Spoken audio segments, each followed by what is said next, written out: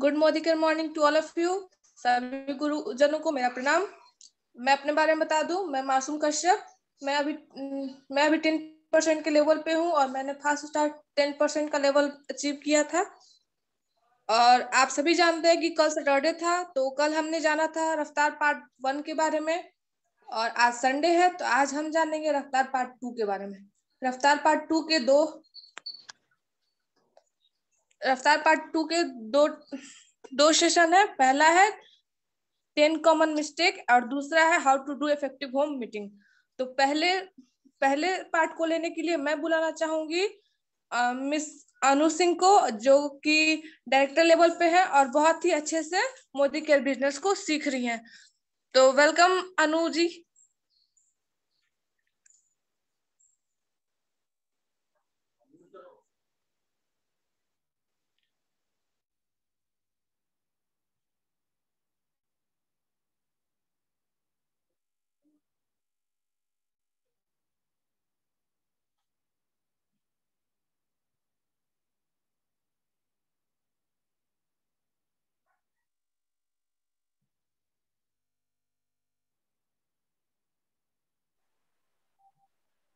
Thank you so much Masoom Kashyap.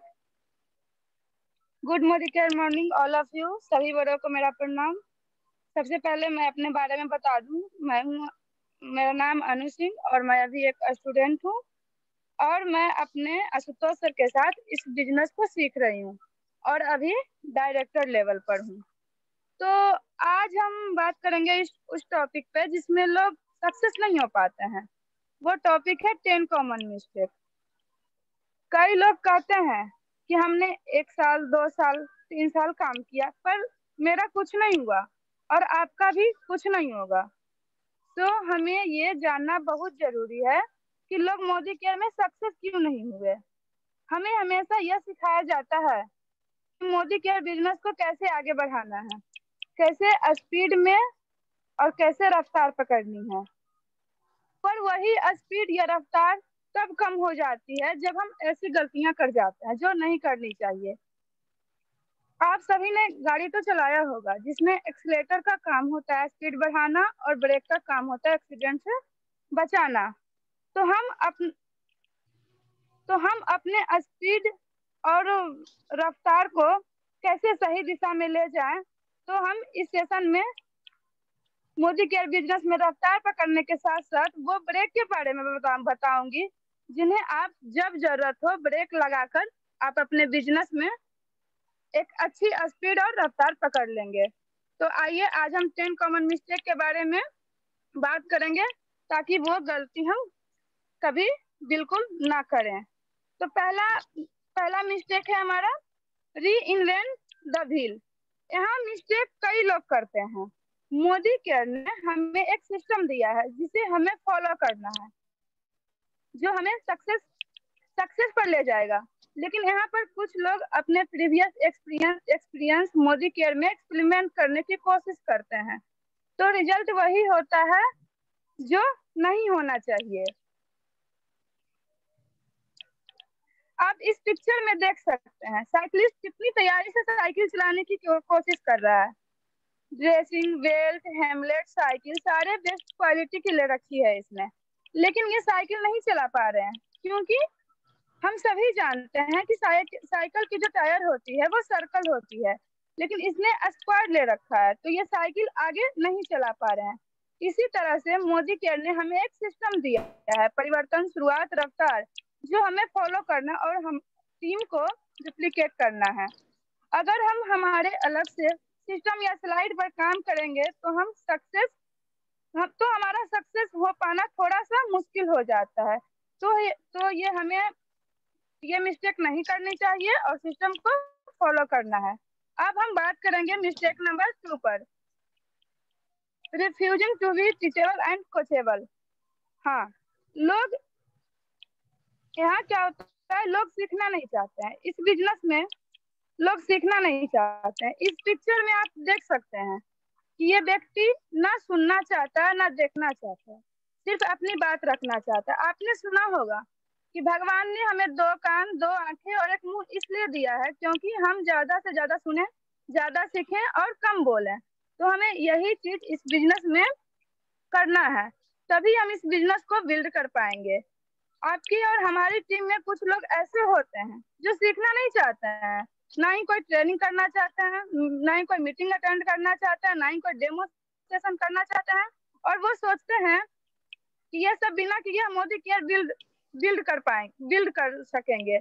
तो यही गलती उनकी सबसे बड़ी मिस्टेक होती है। तो मैं उन सभी लोगों को बोलना चाहूंगी कि जो भी लीडर ग्रो कर रहे हैं वो टीचेबल बने हैं। सीखना बहुत जरूरी है, जब सीखेंगे तभी सिखा पाएंगे। हम ये गलती बिल्कुल नहीं करेंगे। हम मोदी केयर को अच्छे से सीखेंगे तभी दूसरे को सिखा पाएंगे। तो अब हम बात करेंगे हमारा mistake number 3, thinking short term. लोग यहाँ बहुत बड़ी मिस्टेक करते हैं। इस बिजनेस को लोग लॉन्ग टर्म नहीं बल्कि शॉर्ट टर्म समझ जाते हैं।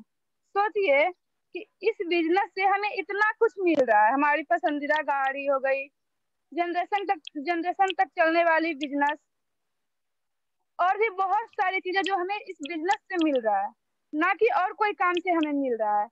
तो उस काम को करने के लिए आप शॉर्ट टाइम कुछ महीनों का समय देंगे, वो मिल पाएगा? जी नहीं, ऐसा बिल्कुल नहीं होता। हमें कोई चीज सीखने के लिए हमें उसके लिए टाइम देना होता है। हमें एक बिजनेसमैन की तरह करना है, धैर्य रखना है, समय देना है और मेहनत करनी है, तभी हम मोदी केयर बिजनेस को सीख पाएंगे। अब हम बात करेंगे mistake number 4, no talking to enough people. लोग यहाँ क्या करते हैं, लोग यहाँ क्या गलती करते हैं, बिजनेस तो करना चाहते हैं लेकिन बात नहीं करना चाहते हैं, अपने कंफर्ट जोन से बाहर नहीं निकल पाते हैं। उन्हें लगता है कि हम अपने रिलेटिव्स और फ्रेंड से बात कर लिए तो अब किससे बात करूं। उन्हें ये बात समझ नहीं आती है कि सारे लोग तो मना कर रहे हैं, तो घबरा जाते हैं कि मैं किससे बात करूं। तो मैं आपको बता दूं कि दुनिया बहुत छोटी हो गई है।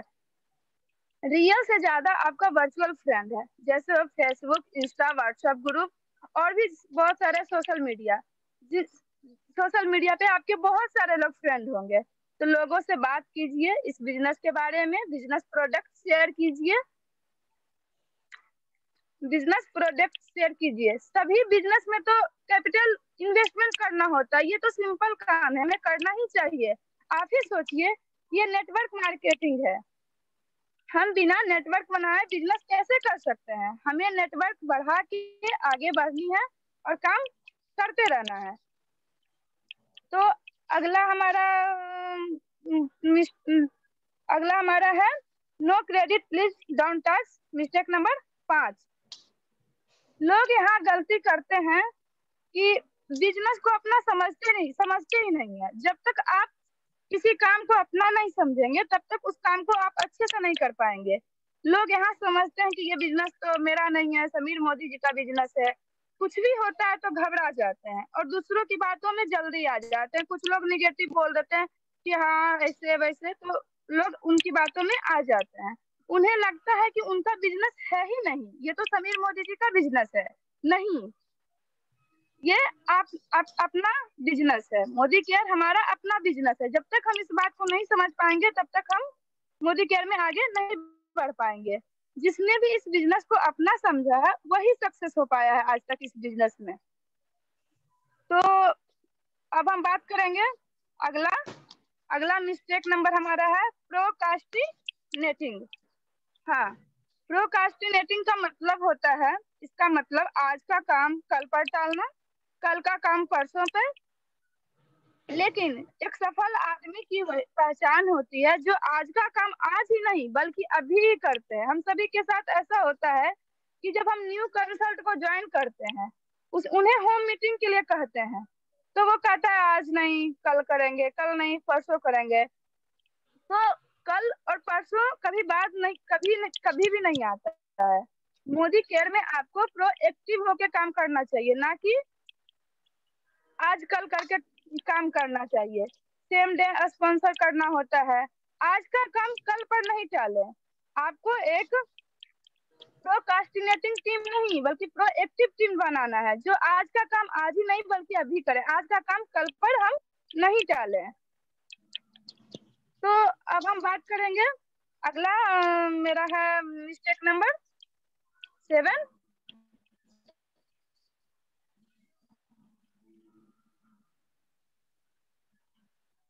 Talking rejection to heart.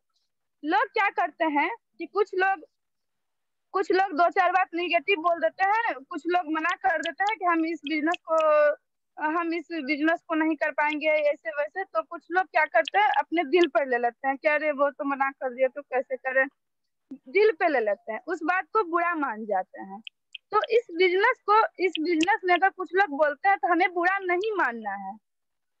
लोग परेशान हो जाते हैं। अगर किसी काम में अड़चन आ रही है तो समझिए कि आप बिल्कुल सही रास्ते पे जा रहे हैं। अगर आपको किसी ने नो बोला तो ऐसा नहीं कि उसने आपके बिजनेस को नो बोला है, बल्कि अभी उनका ऐसा वक्त नहीं आया जो आपकी तरह समझ सके। आप रिजेक्शन से परेशान ना हो, आप ये जानने की कोशिश करें कि उसने नो क्यों बोला। हो सकता है उन्हें प्लान अच्छा से समझ नहीं आया हो सकता है उनकी कुछ पर्सनल इशू हो। तो हमें उन सभी गलत फहमियां को दूर करके हमें उनके नो और वाई को क्लियर करना होगा, और रिजेक्शन से हम नहीं घबराएंगे। तो अब हम अगला मिस्टेक की ओर बात करते हैं। तो हमारा अगला मिस्टेक है talking advice from non experts, जो हर कोई करते हैं। कुछ लोग क्या करते हैं कि एक्सपीरियंस लोग से एडवाइस लेते हैं। वो एक्सपीरियंस तो होते हैं लेकिन अपने क्षेत्र में, ना कि मोदी केयर में।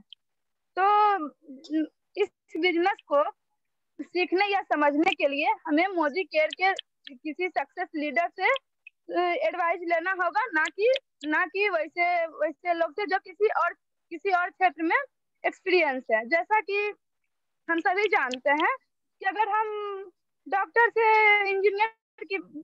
डॉक्टर से अगर हम इंजीनियर का पढ़ाई का बात करें तो वो डॉक्टर क्या बता पाएगा, नहीं ना।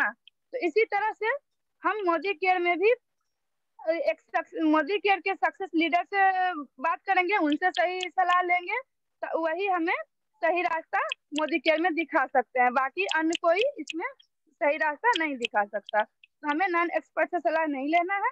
तो हम सब अब ये गलती नहीं करेंगे। तो अगला हमारा है टॉकिंग निगेटिव। ये बहुत ही खतरनाक मिस्टेक है। निगेटिव बात करना, निगेटिव सुनना, ये दोनों ही बहुत गलत है। आपको किसी से निगेटिव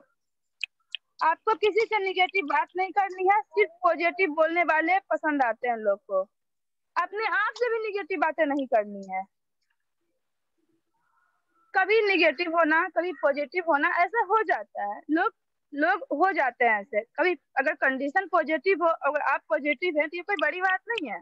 लेकिन जब कंडीशन निगेटिव हो उस समय भी आप पॉजिटिव हैं तो ये बहुत बड़ी बात है। अब हम अगला अगला अगला 10 मिस्टेक के बारे में बात करेंगे। Not managing time.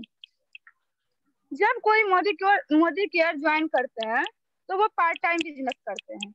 कोई भी किसी भी काम के चलते, job, business, office, house wife, घर के काम के चलते इसे पार्ट टाइम ही करते हैं। धीरे धीरे वो फुल टाइम में आते हैं। लोग बोलते हैं कि उन्हें टाइम नहीं मिलता, हाउस वाइफ कहती हैं कि घर के काम से टाइम नहीं मिलता। तो मैं उन्हें बताना चाहूंगी कि सर या मैम, एक सक्सेस लीडर को भी इतना ही टाइम मिलता है जो आपको मिल रहा है। बस फर्क इतना है कि एक सक्सेस लीडर अपने टाइम को मैनेज कर पाते हैं और आप इस टाइम को मैनेज नहीं कर पा रहे हैं। तो आपको ये टाइम कैसे मैनेज करना होगा? टीवी देखने वाला टाइम, सोशल मीडिया पर फालतू का स्क्रॉल करने का टाइम, स्टेटस चेक करने का टाइम, रिलेटिव से बात करने का टाइम, ये सब टाइम आपको मिल जाता है। तो वही टाइम आप मोदी केयर को सीखने में लगाइए। वही टाइम को आप मोदी केयर बिजनेस को डेवलप करने में लगाइए। और अगर ये मैनेज कर लिया तो टाइम की तो कोई बात ही नहीं करेगा। फिर कोई नहीं कहेगा कि हाँ हमें टाइम नहीं मिलता। तो ये वो 10 कॉमन मिस्टेक थी, वो गलतियां जो हम कर बैठते हैं और सक्सेस होने से पीछे रह जाते हैं। सो आई थिंक आप में से कोई भी इस सेशन में बताए हुए 10 गलती को नहीं करेंगे। इस बिजनेस को बेटर वे में ग्रो करेंगे। ओवर टू मासूम कश्यप।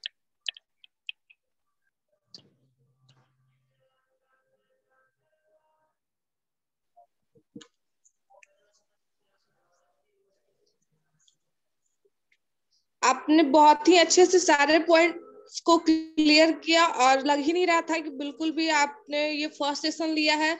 और फ्रेंड्स, सारे पॉइंट जो है बहुत ही ज्यादा मैटर करते हैं, क्योंकि जो रूल है ना उसे ही हमें फॉलो करना है, अपना दिमाग बिल्कुल भी नहीं लगाना है।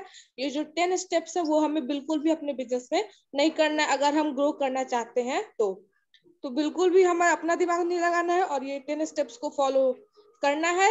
यानी कि हमें अपने बिजनेस में इन मिस्टेक्स को नहीं लाना है। तो आप आशा करती हूँ आपको पता चला कि हमें कौन से वो 10 मिस्टेक्स हैं जो नहीं करने हैं। अब मैं सेकंड पार्ट के लिए बुलाना चाहूंगी दिव्यानंद जी को, जो कि हमारे सीनियर डायरेक्टर हैं और इस बिजनेस को काफी अच्छे से ग्रो कर रही हैं, सीख रही हैं। तो वेलकम दिव्या जी।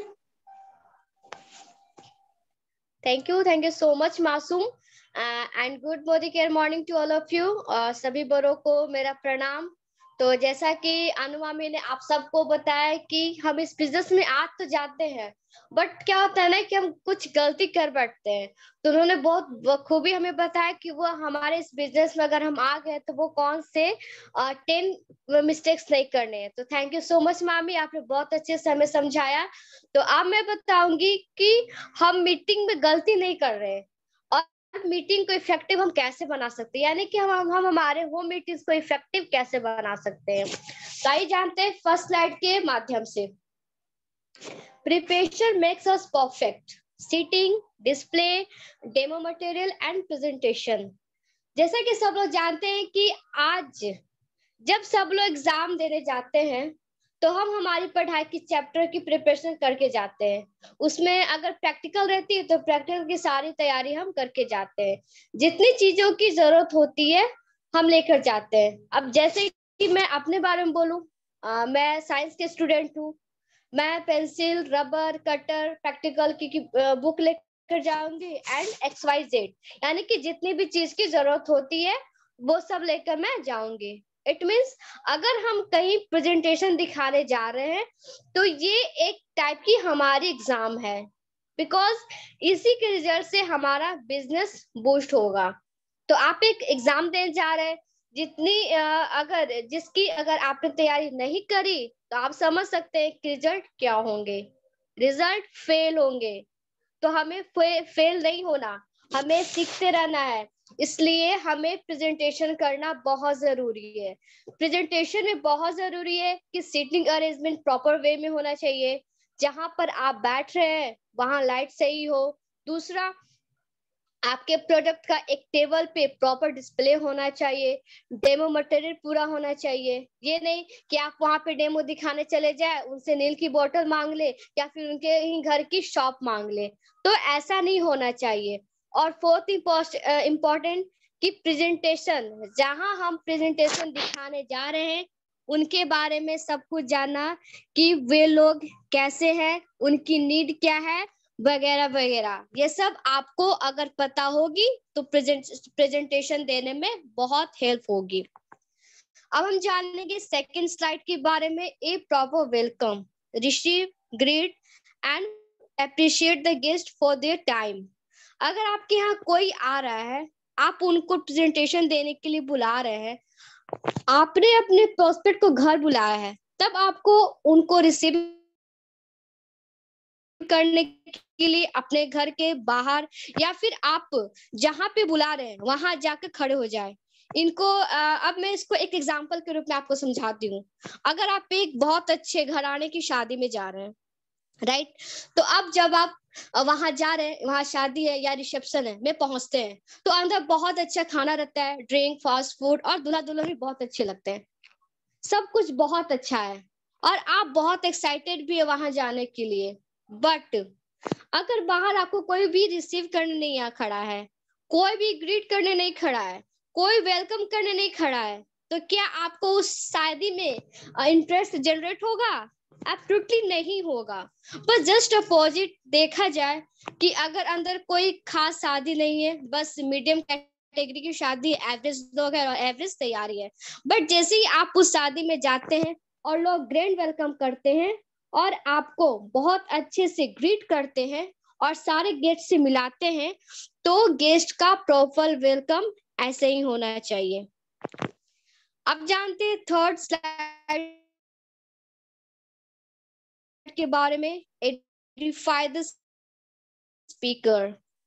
शायद आप लोग को पता ना हो, बट एज अ अपलाइन अपने स्पीकर गेस्ट जिनको आपने बुलाया है, चाहे वो आपके अपलाइन है, चाहे उनकी कोई खास अचीवमेंट नहीं हो, लेकिन आपने जिनको बुलाया है अपने होम मीटिंग के लिए, जिस भी अपलाइन को जैसे भी हैं, तो उनको आइडेंटिफाई करना बहुत जरूरी है। अब आइडेंटिफिकेशन होता है क्या है, तो आपने जिस भी स्पीकर को बुलाया है उसके बारे में आपके बोले हुए कुछ विशेष शब्द, जैसे कि आप किसी को बुला रहे हैं सर मैम, उनके बारे में तो 4-5 वर्ड अच्छे अच्छे हमें बोलना है।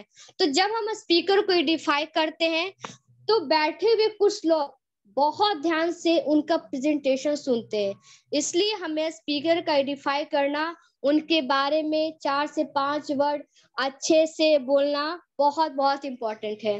अब अगर कई केस में ऐसा होता है कि आप ही स्पीकर है और आप ही होस्ट है, तो इस केसेस में आप अपने डाउनलाइन को बोलेंगे कि आप मुझे पहले बुलाए, मेरा वेलकम करें, भले ही शॉर्ट हो, लेकिन स्पीकर का आइडेंटिफिकेशन होना बहुत इंपॉर्टेंट है। ऐसा नहीं कि उनका आइडेंटिफिकेशन नहीं होगा तो प्रेजेंटेशन वो अच्छा नहीं देंगे, बट अगर उनका आइडेंटिफिकेशन होगा तो लोग उनको ध्यान से सुनेंगे, और जब लोग उनको ध्यान से सुनेंगे तो बिजनेस की तरफ ध्यान देंगे, इसलिए आइडेंटिफिकेशन बहुत जरूरी है। फोर्थ है अवॉइड डिस्ट्रैक्शन, ये बहुत इंपॉर्टेंट है। आज आप अपने घर बैठे जूम मीटिंग अटेंड कर रहे हैं, हो सकता है घर में टीवी चल रही हो सकता है किसी ने अपना फोन साइलेंट पर डाल के साइड में रख दिया हो, अपने बच्चे को खिला रहे हो सकता है कि जूम मीटिंग ऑन करके फेसबुक इंस्टाग्राम चला रहे हो। बहुत सारे केसेस में ऐसा होता है। तो इस केसेस में आप इन सब चीजों को बिल्कुल अवॉइड कीजिए। इसके अलावा आपके पास होम मीटिंग हो रही है या आप किसी के पास होम मीटिंग करने जा रहे हैं या आप अपने अपलाइन से किसी को मिलाने जा रहे हैं, इन सारे केसेस में डिस्ट्रैक्शन बहुत खराब चीज है। आप इस पिक पे देख सकते हैं कैसे तीनों फोन में लगे हुए हैं। तो फ्रेंड्स, मीटिंग स्टार्ट होने से पहले अपने पेट्स, किड्स, म्यूजिक साउंड को दूर रख दें या सबको बोल दें कि मेरा मीटिंग है, कृपया करके आधे घंटे तक शांति बनाए रखें। फिफ्थ है simple, power of simple presentation. अब जैसा कि इस पिक्चर में क्या दिखाया जा रहा है, कीप इट सिंपल। जितना हो सके अपने प्रेजेंटेशन को सिंपल रखने की कोशिश कीजिए। बहुत ज्यादा क्रिटिकल कॉम्प्लिकेटेड टर्मिनोलॉजी का यूज ना करें ताकि किसी को कुछ समझ भी नहीं आए।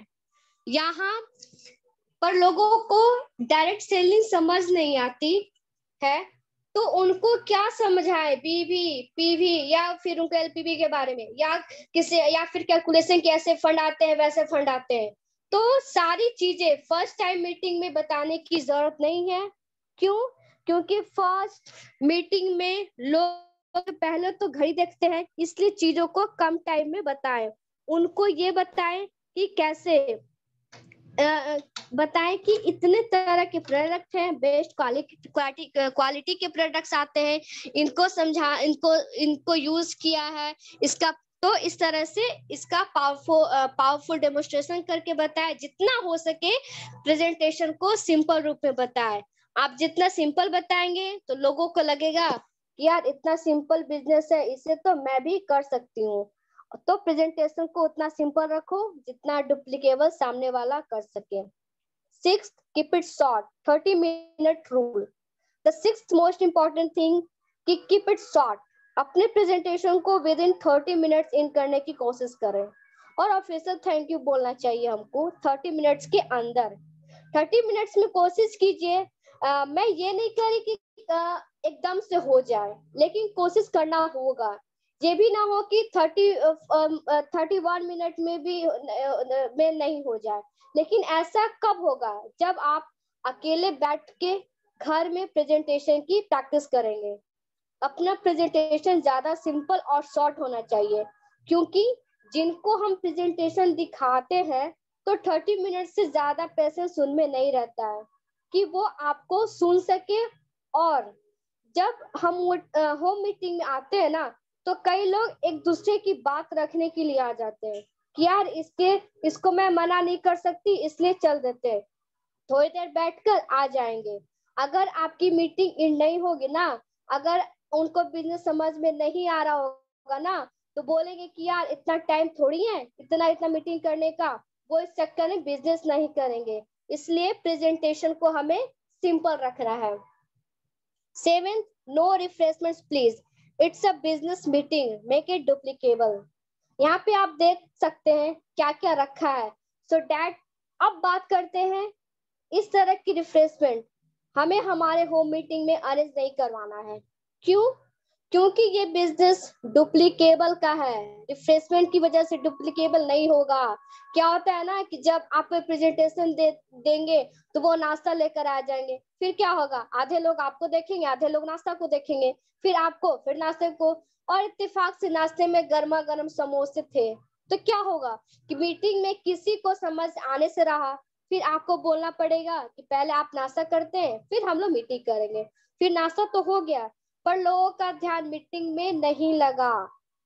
पर आप जैसे भी करके मीटिंग को खत्म करेंगे। और जिसके यहाँ आप होम मीटिंग करने गए थे उनको अगले दिन आपने पूछा कि गेस्ट को क्या समझ आया, तो पूछने पे आपको पता चलेगा कि मीटिंग से अच्छा तो नाश्ता लगा। तो प्रेजेंटेशन समझ में नहीं आया तो उनको बुलाएं अपने होम मीटिंग में, but no refreshments please. 8, allow questions only after the meeting। आपके पर होता नहीं है, प्रैक्टिकल चीजें पॉसिबल नहीं है। क्यों? क्योंकि नहीं होती, क्योंकि जब हम कुछ प्रेजेंटेशन देने की कोशिश करते हैं तो सामने वाला फट से दिमाग में जो क्वेश्चन आता है पूछ लेता है। इसमें दो काम हो सकता है। पहला, स्पीकर को बोलना पड़े कि आप प्लीज क्वेश्चन मीटिंग के बाद कर लेना, प्लीज लेट मी कंप्लीट। ये चीज की जा सकती है। बट इससे भी ज्यादा अच्छी चीजें पता है क्या है? इससे भी ज्यादा अच्छी चीजें ये होंगी कि जब आपके गेस्ट क्वेश्चन कर रहे हैं आपके स्पीकर से, और क्योंकि आपने बुलाया है उनको, तो आपको उनको बोलना चाहिए कि सर मैम आप क्वेश्चन मीटिंग के बाद कर लीजिएगा, सारे क्वेश्चंस इकट्ठे पूछ लीजिएगा, पहले उनको कंप्लीट करने दीजिए। और आपके क्लोज है तो आपके बात का उन्हें बुरा भी नहीं लगेगा उनको। अगर ये चीजें चलती है ना तो फिर मीटिंग स्मूथली चलती है, प्रेजेंटेशन जल्दी कंप्लीट होती है। विद इन 30 मिनट्स में आपका प्रेजेंटेशन खत्म हो जाता है बिना किसी डिस्टरबेंस के। उसके बाद आप सारे क्वेश्चंस के आंसर पूछ सकते हैं after the meeting. 9th, power closing, use a 3 choice closing option. ये बहुत इंपॉर्टेंट पार्ट है पावर क्लोजिंग। पावर क्लोजिंग होती क्या है? तो फ्रेंड्स, पावर क्लोजिंग होती है किसी की प्रेजेंटेशन देने के बाद हमें उससे ऑर्डर प्लेस करवाना, पर हमें शर्म आती है कि अभी आप अपना ऑर्डर प्लेस करो। तो हमें करना क्या होता है, हमें किस तरह की पावर क्लोजिंग करनी है? तो फर्स्ट ऑफ ऑल जो सामने बैठे हैं उनको मैं पूछूंगी। फॉर एग्जाम्पल मैंने अभी उनको स्टेरिक क्लीन कैल्शियम की डेमो दिखाई, सॉफ्ट वॉश की, और साथ में उनकी क्वालिटी भी बताई। अब हम उनसे पूछेंगे सर मैम आपको क्या अच्छा लगा, हमारे प्रोडक्ट्स, हमारे प्लान, या फिर हम लोग? तो सामने वाला का आंसर प्रोडक्ट्स जो भी होगा। तो इस तरह से हमें पावर क्लोजिंग करनी है उन्हें 3 चॉइसेस देके। Last but not the least, BAM FAM. हमें होम मीटिंग सिर्फ एक ऑर्डर प्लेस करने के लिए नहीं करनी, हमें होम मीटिंग अगले होम मीटिंग को बुक करने के लिए करनी है। This is called BAM FAM, book a meeting from a meeting.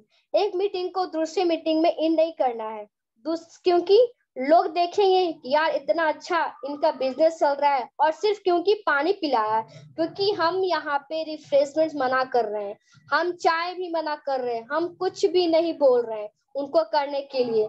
इन्होंने सिर्फ लोगों को घर बुलाया है और प्रेजेंटेशन दिया और ऑर्डर मिल रहा है, इतना सिंपल प्रेजेंटेशन। अब आप उस टाइम पूछेंगे कि अब ऐसी मीटिंग कौन कौन करना चाहते हैं, तो बहुत सारे लोग आपके सामने हाथ उठाएंगे और आप उनको उनके साथ होम मीटिंग प्लान करें, और उनको 2 ऑप्शन दें अगेन कि मैम मैं फ्री हूँ अगले वेडनेसडे को सुबह 11 बजे मीटिंग करें या शाम को 5 बजे। तो हो सकता है कि कोई 11 बजे बोले या कोई बोले कि वेडनेसडे को मैं बिजी हूँ, उस टाइम ही आप उनसे बोले कि सर मैम मैं थर्सडे को रख लेते हैं 11 बजे या 5 बजे, फिर आपकी सेकंड मीटिंग तैयार हो जाती है।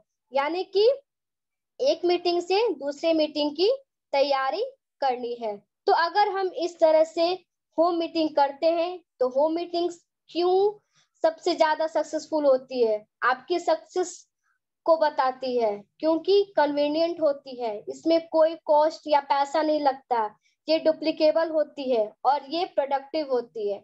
तो पूरी सेशन थी कि हम इस बिजनेस में कौन कौन सी गलती नहीं करनी है